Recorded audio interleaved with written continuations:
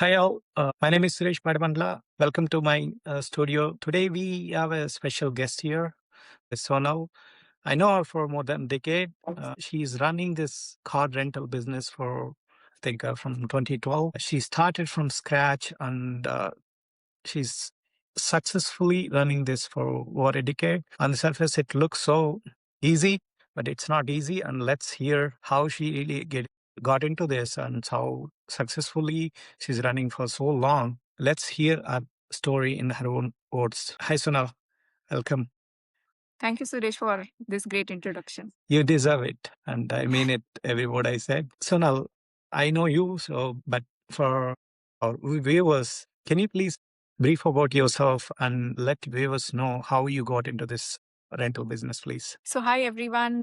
I got into this business with no such idea or plan, but once I got into it, eventually I went up to 30 cars. It was like when I used to go to the title office to get the title in my name for the car or in my company name, even the employees in the title office started to knowing me. So, it was like a very beautiful journey that I had, and I'm happy that I'm able to share this journey with you today.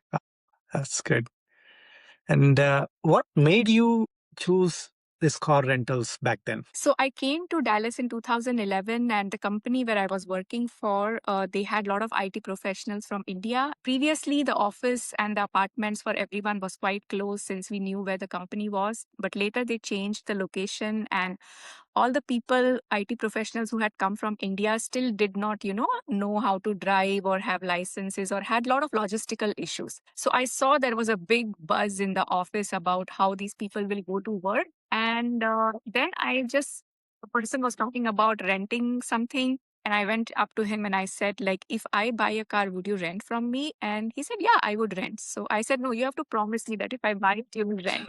Said, yeah, I promise you. So I'm like, okay, I'm going to go home and buy a car and give you one tomorrow. So that's how the idea started. So there is a problem and you fixed it. Even that's how I got to know about you, right?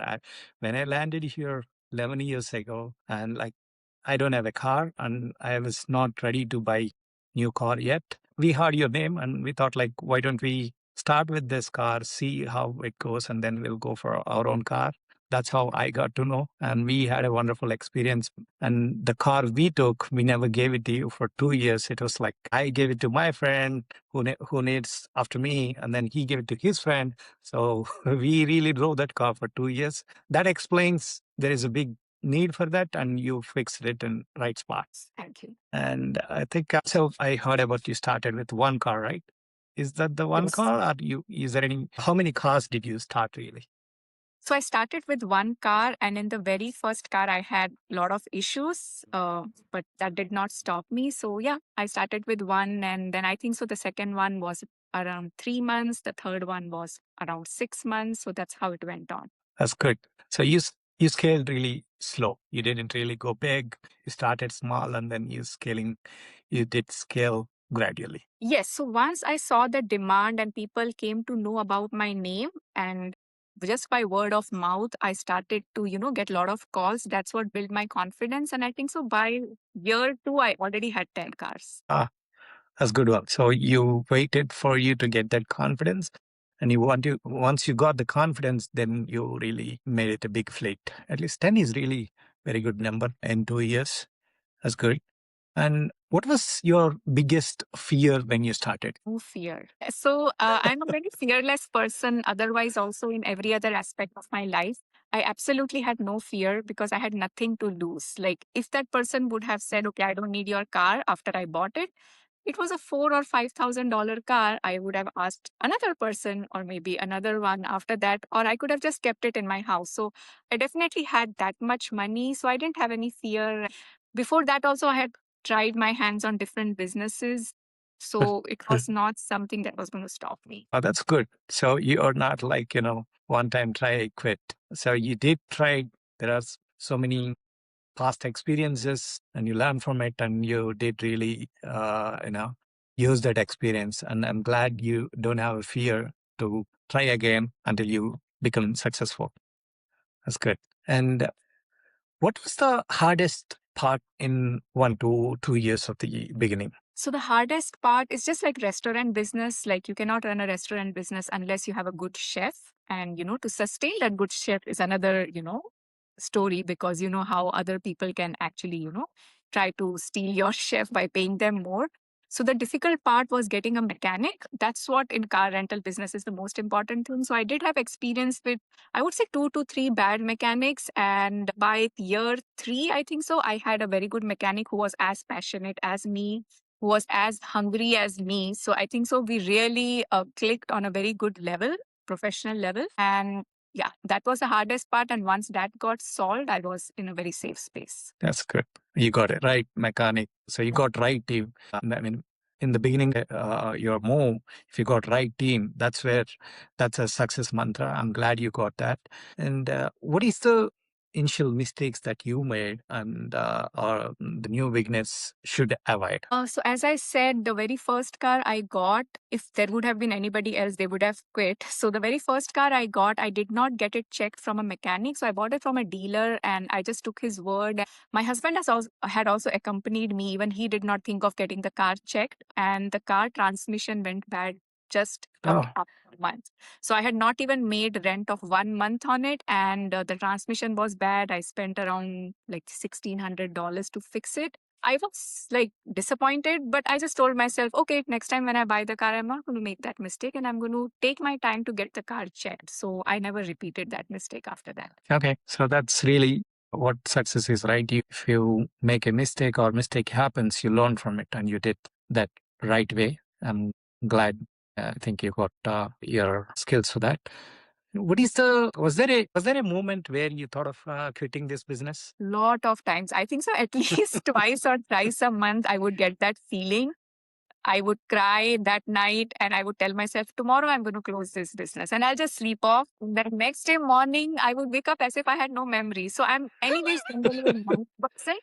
I'm usually very excited when I get up in the morning. I have big plans when I get up. I plan my day, how much time I'm going to put in the gym, how much time I'm going to put on something that's going to help me grow in life. So I think so since that excitement I had in the mornings when I would get up, I would forget what happened the night before. Also, what I started to do is I started maintaining a diary in which I would write every time somebody would compliment me on the way I handled my business, Mhm. or even Mhm. mechanic shops would compliment, and a lot of people would say some good things about me. So I would keep writing them down so that every time I feel like quitting, I just go open that and I'd be like, okay, I'm not doing that bad.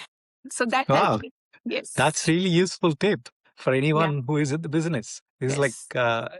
yeah, good. Yeah, the 2, 3 things that did not make me quit, help me, change my mind, was first of all sleeping and forgetting about the day I had, the bad day.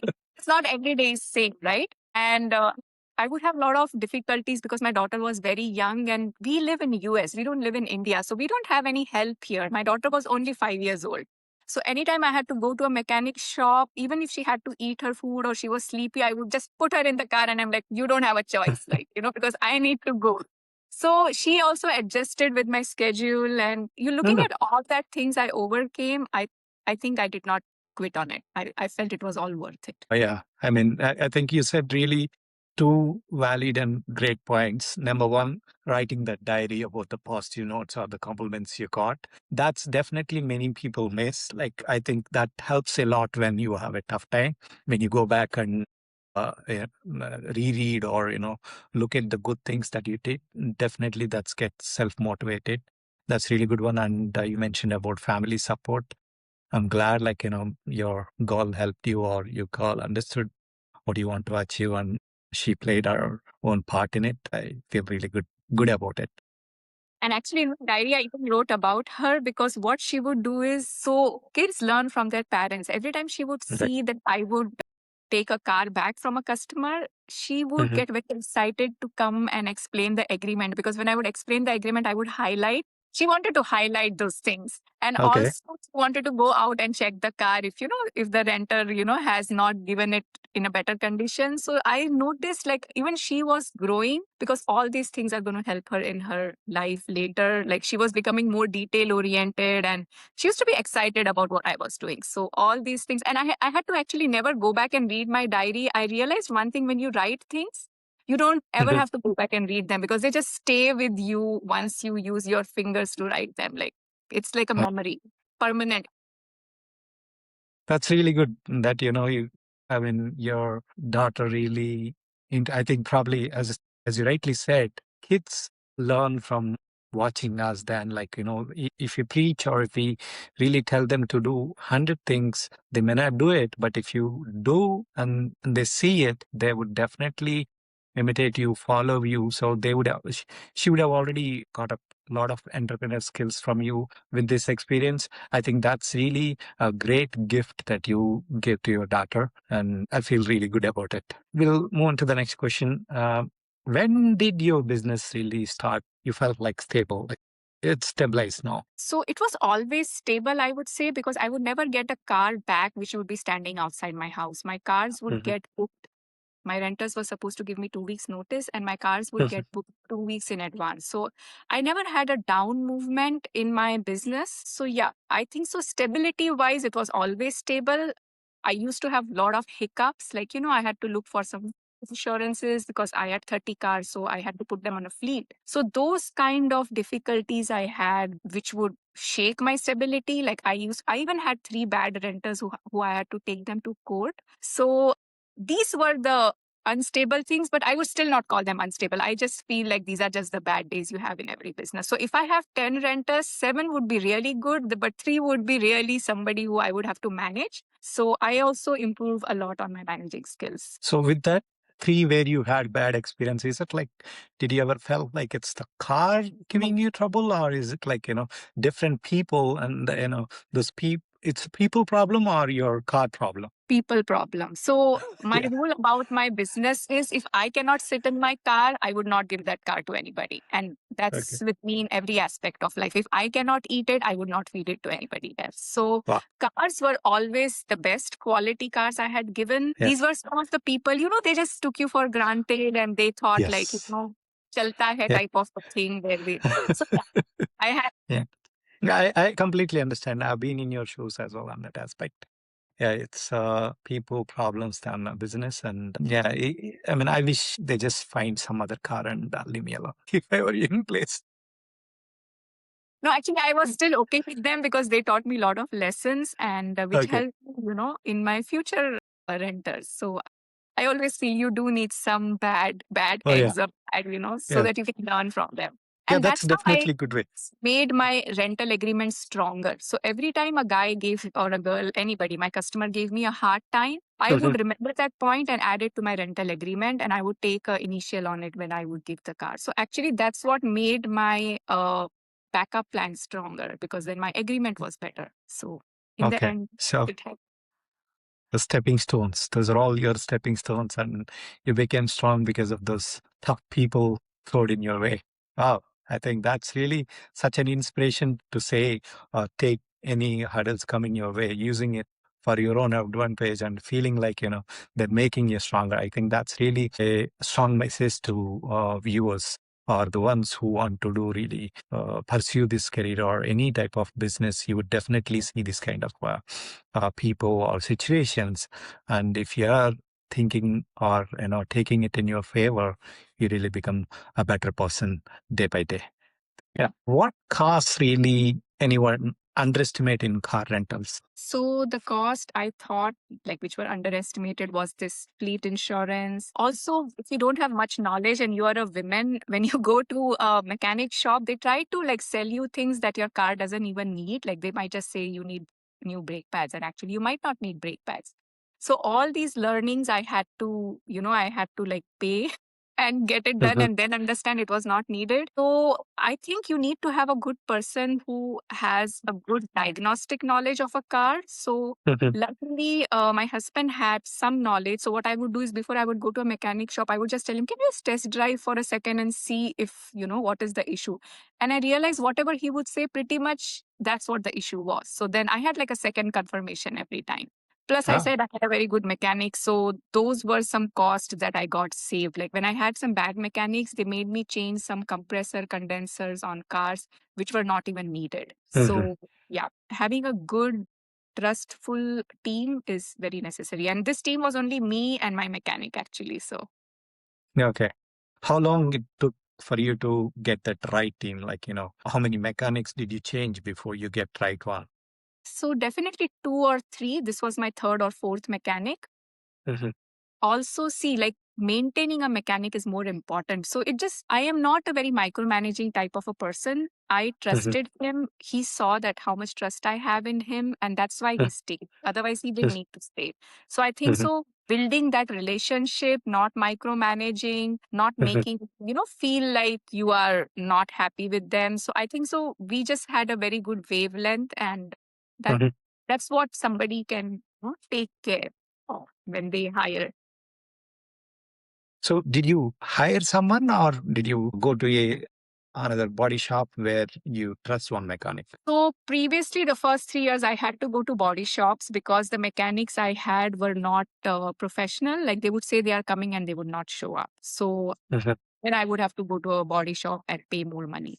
So mhm, once I got this mechanic, he could do everything except body work. He could not do mhm, body. Usually, body work mhm, are different body shops. So mhm, for that one, I would still go to some mechanic shops. Also, he could not do like brake fluid flush, alignment, because for those kind mhm, of things, you need a machine and a shop. mhm, So mhm, for those kind of things, I still had. So I had designated deals with every mechanic shop. So like I would deal with a brake fluid guy and I would say that, I'm going to give you like say 5 cars a month. So can you mhm. give a better deal than what you would give anybody else? So Okay. like that, I had pretty much every shop you can think of, I had a deal with them. So, yeah. Oh, so you did not rely on just one mechanic, but you had multiple contacts so that, Yes.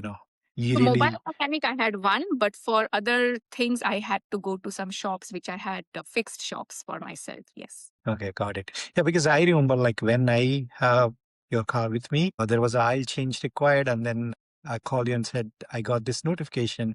You said, you know what, I have this appointment with this David McDavid Yeah. in Irving, and he asked me to drive there. I went there and I did it. So, are you still doing it, or you're doing those things now with this mechanic? Because obviously, David McDavid or these big dealers definitely cost you more Yes. than. Yeah. So for oil changes, I still have the David McDavid. And like you said, Irving, that also reminds me that for every shop, since I knew my customer was either in Irving or in Plano, Frisco, I had two shops for everything. So that my customer does not have to drive to Plano to get it done. If they live in Irving, I had a shop for them in Irving. So Okay. slowly, I had to make contacts that way. But no, for oil changes, I still send them to the dealership because I feel they do a good job and pretty much the pricing is like, I think so, $10 difference. Yeah, I still do.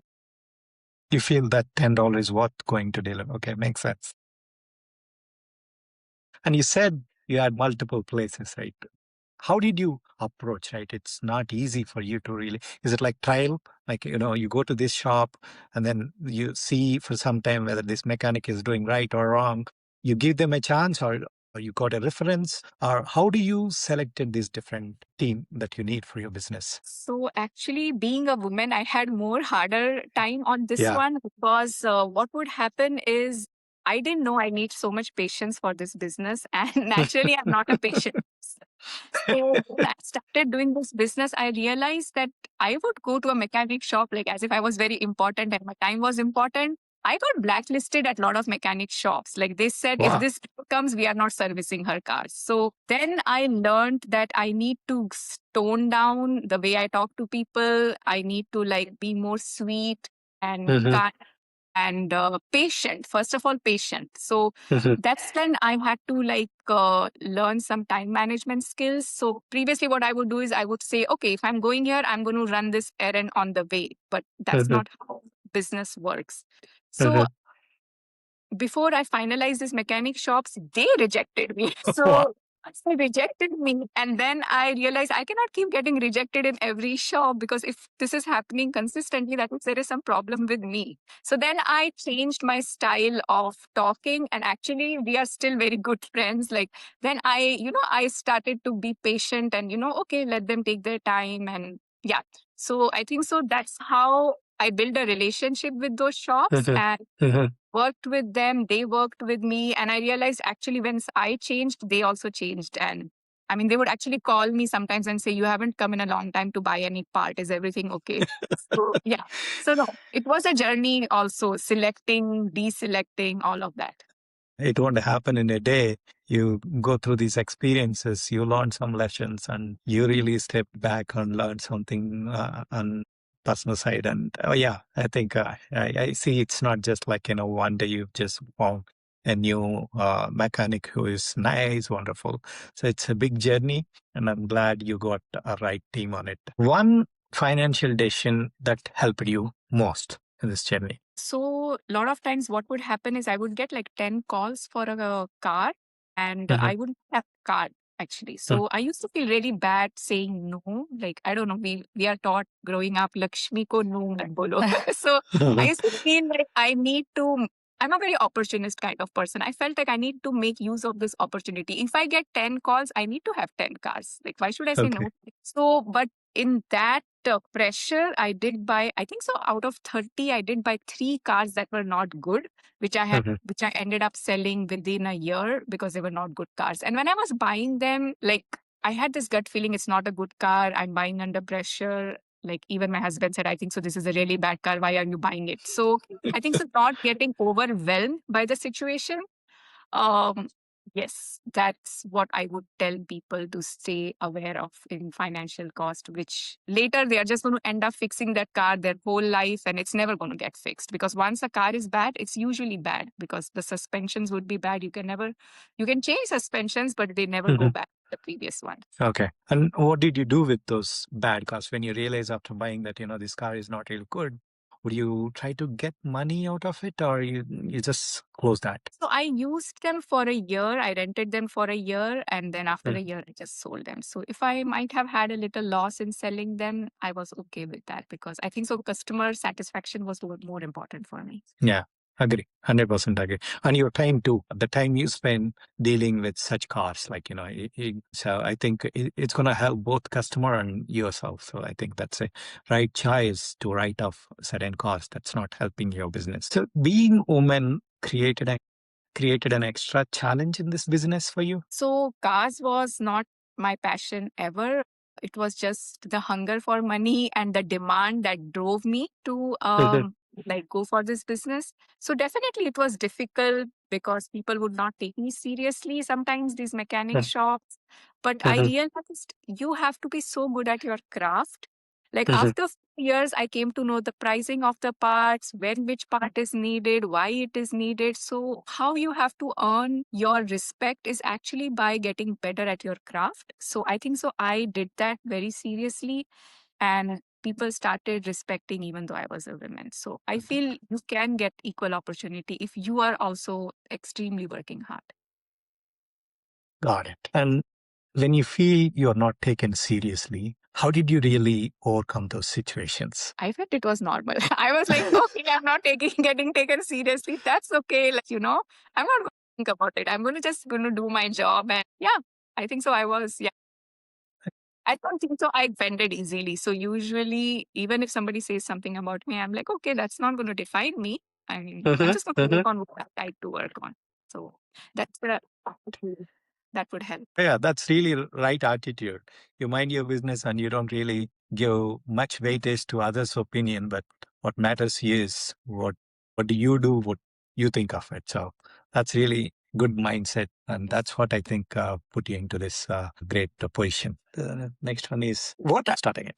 What advice you give to women who want to start a business but unsure, like not just this business, but any business, but they're unsure or afraid of what sessions you give them? So I think people, first of all, should not be afraid of taking any step because what would you lose, right? In life, I feel like you have to keep going forward. You need to have that hunger.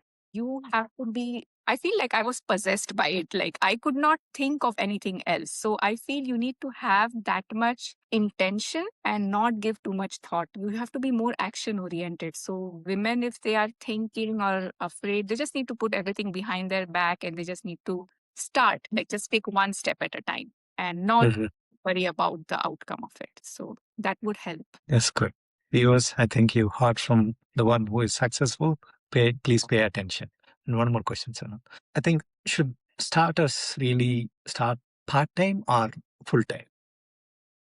this business is mostly part-time, reason being it's an asset-oriented business. So whenever Mm, it's asset-oriented, you always need money to buy your assets, right? So you need to mhm. have some source of income to invest in this business. So my bank account used to always be empty because I was always buying cars Okay. non-stop. So I feel it can only be part-time so that you can go ahead and get the money for it to invest. So you said like your bank is like, balance is always empty because like you're always like trying to buy when you have money. So at any point, did you feel like, you're buying too many or you're being too aggressive in the plan? Was there any regret at any point? I never felt I was aggressive. I used to get comment from my husband that you are being too aggressive. This is a part-time job. Uh-huh. So yeah, but I think so that also did not stop me. In anything you do in life, you have to be aggressive. Yeah, you have. It cannot be achieved otherwise. Yeah, I did get it. Later when I sold some of the cars and I felt like I had more breather time and I could Okay. actually put more attention, then I did realize that I did go aggressive, but I don't feel bad about it. I feel it's a part of a journey of my Mm, business. So I had to learn it somehow. So yeah. that's good. So what is your motivation? Is it like, you never liked a 9 to 5 job or like, how did you really start this part-time business? So I came from a middle class family in India and I always wanted to be rich. For some reason, I only had a dream of making a lot of money because I did not want to look at the price tag. I was done looking at price tag and being Mhm. poor. Some people might think, what are these things she's saying? But I feel like money is important in life. And if it gives you a good high, it is a good thing. You should work for it. It builds confidence in you. So Mhm. previously the hunger was only money. But once I Mhm. started making money, that was satisfied. And then I was like still going. So I think so. Then it became like a something that I felt very good about myself. I felt achieved. I felt like I was important. I Mhm. could see my daughter was learning from it. You won't believe it. My daughter can open a business. She's 18 now. She can open a business tomorrow and run it as good as me. So kids really learn from us. I'm a big believer of that. Yeah. But I did not do that at that time thinking about that. Yeah, just the drive, passion, hunger is what made me go on. That's good. I think that's the biggest asset you gave to your kid, right? She's ready to do anything on her own. That's really a good skill that you gave without even really putting extra attention or extra work for it, but just being yourself. You taught her, I think, a better way to start a business or whatever. And so when you thought of earning money, why not job, but why you thought a business is the right idea? So my dad is a businessman in India and I Mhm. used to take care of his shops from grade 7th. So he Okay. always made me, I was not very good at studies actually. So what he saw that I was not good at studies, he would say, at least learn how to do business. So I think so he put that seed in me and I was very good with numbers actually, like not in Okay. math, but I was very good at tallying how much money got spent and how much came in and where I am not the numbers are not matching. So I think so I was very good at that and I valued, so even if it was inconvenience for me to save money, I feel in business you have to go through that inconvenience because Mhm. that's how you would get successful. So I think so that's why I always had some importance for earning some kind of a passive income. Yeah. Got it. Did you ever felt like I would have done a job where I would have got a decent salary? This business is not really replacing that salary, or from my time, I would have got a better pay at an employee. Or you really like this flexibility at job where you spend a couple of hours a day and then you like that freedom of choice in your life, what to do in your free time? So actually, this business was like taking so much time of mine. Like especially when I would go on vacations, I would get calls. Some of the people had issues. So actually, timing wise, it was taking more time than either I would have, as you said, I could have just learned some new skill and got a better job. When I started this, I was not thinking it would go on for so long and it would become so big. So I think so that's why I did not think, that this is an extra income or I'm going to, continue it, not continue it. So it was just a like just with no idea, I went for it. And When it started running, it felt like my baby. So like job is not your baby, right? Like how much Definitely. you are never going to be noticed. Everybody knows that. We never get praised and we never get noticed. I think so. I won't call it a fame being, I mean, of course, I did get fame also due to this, but getting noticed and calling it your own baby was high that I was getting, which I wouldn't have gotten from a job. Oh, definitely. I think that's really right. You don't get all of this fame or, this high in a job. I think that's right way to put it. I have to say about fame, once there were 5 of my cars which were parked in Citibank. Actually, I went to deliver a tire to one of my customer, and there I came to know in the parking lot that there are 5 of my cars are in Citibank parking lot. And that was one thing. And another thing, one guy came to pick up a car from me and he said the orientation they have in India before coming to the US, like the job orientation, Mhm. my Mhm. phone number and name, my company name is in that booklet. I had no Wow. clue. Somebody has put my name and phone number in a booklet. I don't remember which company it was, but it was some IT company in India. So all these things, all these things I would call like were fame for me because I felt that I'm getting noticed for my hard work, which you don't get noticed in a job. Definitely. So you get fame and you get recognized and you get money too. So, and all of this is in your control. That's Yeah. really good. Sonal, you have any tips for a woman or anyone who want to really get into business? Try to do this or try to avoid these mistakes. Do you have any do's and don'ts for entrepreneurs? Yeah. So just not for women. I would say this is for everybody who wants to start business. Like I said, get the cars checked before buying. Also, I just remember one thing that I was not focusing on because I was handling this alone. Every time a car would come back after it's done from its rental, and before I would give it to the another guy, I was sometimes taking delivery of the cars in the night and I could not see if there were any dents or, I mean, scratches, I don't even worry, but if there is any dent or damage on the car. And a lot of times I would not even recollect what was the damage on the previous car because I would tell my renters to send me pictures before they take the car and I would tag them. But I think so when you have such huge number of cars, it's very hard to keep tracks. Definitely now, I mean, when I was doing this, we didn't have so much automation, right? Like AI and all these apps and everything. So Mhm. anything who's starting now, I would say that your assets are the most important thing here. So always make sure that you are using those whatever apps or those whatever has been, with times of technology we have to make use of them and keep an eye on your assets so that you are, saved from any extra expenses. Okay. Did that costed you so much anytime? You probably as I said, you got the car written at night, and obviously you wouldn't be able to see full picture of the car at that dark hour. So did you ever lost too much with that kind of experiences, and what did you do next time? Lot of times. Because see, in Texas, we have so many hailstorms. Lot of Yes. times a renter would have my car for a year and I won't even remember which month hailstorm happened. So I did Mm. have like these already pre-created text messages. I would send to all 30 people. Hailstorm is coming. Try to park car somewhere, yeah, shade or whatever. So I feel like even hailstorm, you cannot see in the dark if somebody's returning a car and if the car is a dark color car, like black, blue, whatever. So yeah, I think so. These asset related businesses, you have to be extra careful with your asset and yeah, try to save those costs by being vigilant. So do you help with the insurance, or it is customer responsibility to get one? So I would say the reason I was so famous in Dallas, like I used to, like once a customer comes to me, I was on his side all the time. I would tell them that if you have any issues, if a cop stops you or anything, even if you wake me up at 2 a.m., I would not pick up my husband's call, but I would pick your call.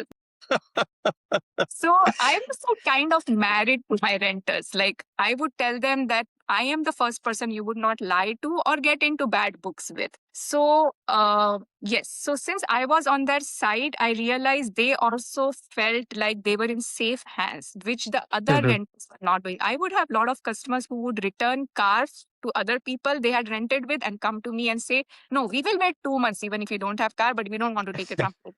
Because what those people would do is if the car stops on a highway, they would just say, ki, manage on your own.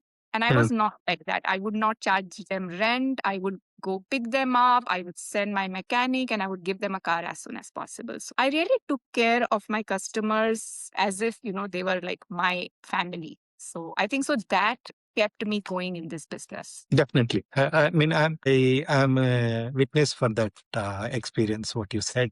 So that's Yes. what I think put you on the Because top once of what anyone. happened, one of my renter, I sent him a toll statement, the toll tax statement. He had used toll at 2 a.m., like a lot of days. So he Mhm. called me. He said, actually, I never step out of my house at 2 a.m., so this cannot be mine. So I told him, okay, do one thing. This is the toll tax number. Just call them and get it fixed. He's like, can you do this for me? Because if I will call, it will not get fixed. But if you will call, it will get fixed. So the confidence they would show in me that they felt safe, like, doing things, I think so all that gave me like that to keep going. So like that I have like zillions of examples. Yeah. Yeah, that's what, right? I mean, you give importance, or as I said, like you felt your renters as family, and that reflected from the renters also. Because, like, I know, I mean, if I search for Sonal in my messages, I would see how many times I forward your contact to my friends or the other groups who is asking for it. So that's where, like, so did you, I mean, I'm curious, did you ever have to run any marketing, or your renters did it for you? So yeah, I'm very glad I was born in an Indian community because word of mouth spreads like fire in our community. So you won't believe I spent $0 on marketing. In 2012 was the first time where I posted my ad in eknazar.com. Apart from that, Mm. work, I never associated my Facebook account with my business. People didn't even know that I had this business for almost, I think so, 6 years. So I never used my personal life to market this business because I felt my work should speak for me. Mhm. So I posted the ad and then my renters did my job. Like I gave them good service, they told their friends, and that's how I like my market was set. So Wow, that's really such an nobody inspiring. would believe it. Nobody would. I have been asked my website, my business uh, card, I don't have anything. I don't have absolutely zero. Oh yeah, I mean that's really inspiring part, right? I mean, you started business, you just did a little bit of marketing in the beginning days, and then your renters became your, like, marketing or whatever, right? I think even I They were I our I know. walking billboards. Right, exactly. They are your walking boards, yes, marketing boards. And like even I sent those contacts a lot of times and I got message that you don't have a car available. That's really shows that you're doing great business, right? I mean, many times people reach out to you and you don't have these cars. And one way it's really like, you're doing great so that you don't have stock or you don't have inventory waiting in your lot. But other way, did you ever felt like, hey, you know what, I turned down 10 people in this week. I should really, get a business loan or whatever and try to add few costs just like that. So you were asking like if I said no to 10 people, what was the question? So it was like, if you don't have a inventory and you got 5 calls in that week saying, hey, so now you have a car and you said no, then did you felt like, you should really add more cars to it, your Yes. So lot? every time I would get a call, I would be one anxious baby. Like I would act like a baby. I would be like, I'm getting call. I don't have a car. This is time, I need to make money. I need to progress. I need to grow this. And if I don't have a car, Uh-huh. I'm not going to grow, right? Like this is not something, the talent I have. This is like something where I have to buy an asset. Mhm. So all I would do is I could not go on a weekday because I had a full-time job. So I would just wait for weekend to come. I would leave I don't think so. I was even like looking in the mirror how I was looking. I would get Mhm. up, I would drink my coffee, take granola bars in my bag, and I would just leave my home at 8 a.m. And then I would start Mhm. going to, I had already called in the weekdays some private sellers. I Mhm. would always buy my cars from private sellers. I wouldn't buy from dealers. And then I would meet them. I would get the car checked. So it used to take me like 2 weekends to buy one car. So because Yeah. and 8 hours I used to be out looking at cars. And sometimes I would not even buy if it was not good. So yeah, I used to get anxious to buy cars if I had demand and I didn't have the availability. You have any certain criteria when buying car, or and what is sources? Like you said, you'll call private sellers, but what is the where do you get those private seller?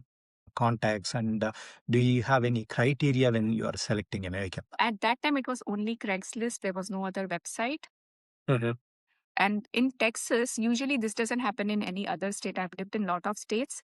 In other states, just any private seller cannot be a dealer. But in Texas, even private seller can be a dealer. So if I would come to know he's a dealer, I would not buy a car from there.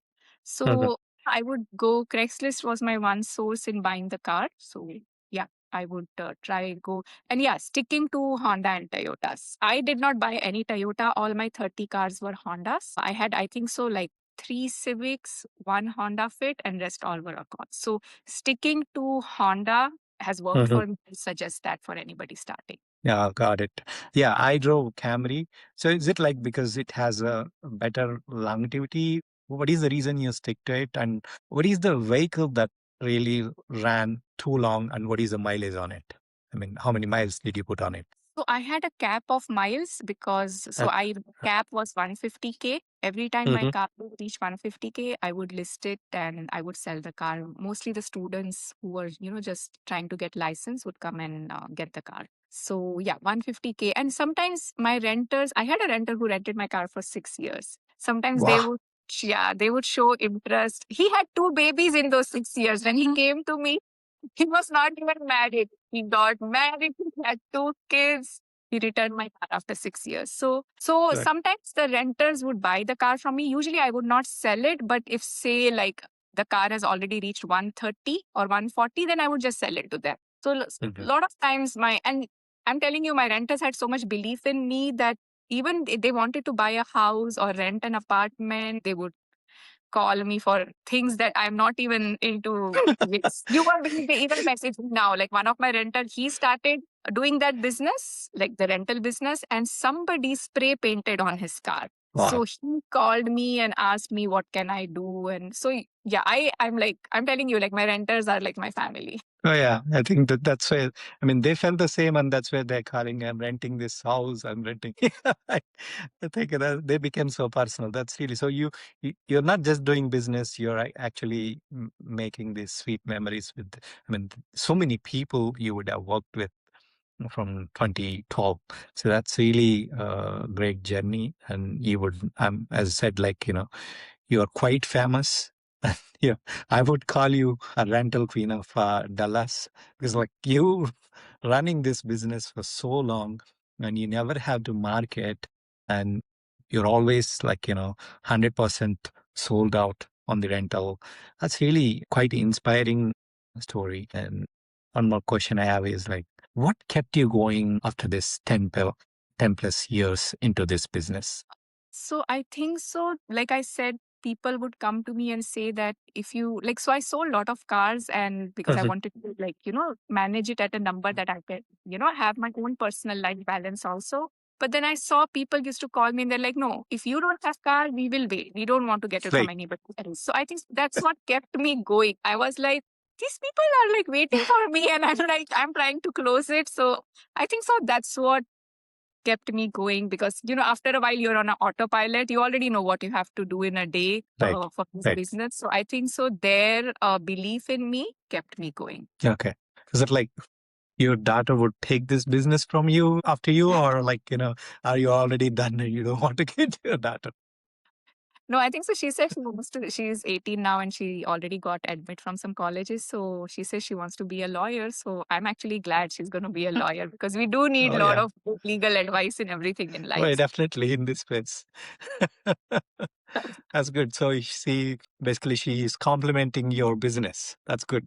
So what is the one message that you give to new entrepreneurs who want to start a business? Yeah, I would like to tell them that don't wait on gathering more skills or like focusing on the frills instead of the skirt itself that you're going to wear. It's collecting too many things is not going to make you run anything in life. Like I Mhm. used to carry this book and a pencil with me all the time where I would make notes like the old style how people would do because I think so I learned that way when I was a kid. Yeah, And people used to make fun of me. You're always with this red book and a pencil and an eraser. So I had to have that because people would keep calling me while I was somewhere and I had to make note, of things.